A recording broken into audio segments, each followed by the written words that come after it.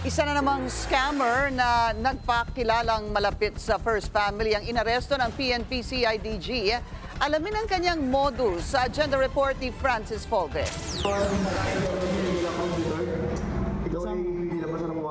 Nakabarong pa at tila dadalo sa isang social function si Simeon Sander de la Cruz nang silbihan siya ng warrant of arrest ng PNP-CIDG dahil sa kasong estapa.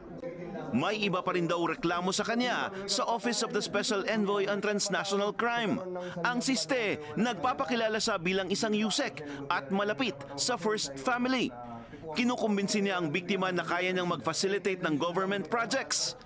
Pero kailangan daw ng advance na 3 to 5% ng total project cost bilang komisyon.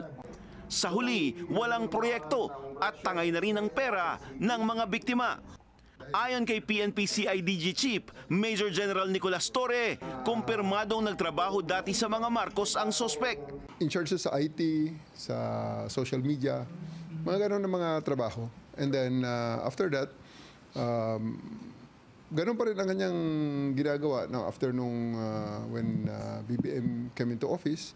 Pero lately, nagpapakilala ng USEC, tapos naglalako ng mga sinasabing mga kontrata sa gobyerno at humihingi ng 3 to 5% of the contract price na commission, kickbacks. So may mga tao na siyang nabiktima in beforehand at yun ang mga nag-file ng complaint laban sa kanya.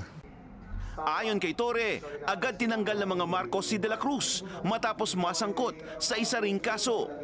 Pero nakapagpiyansa ito.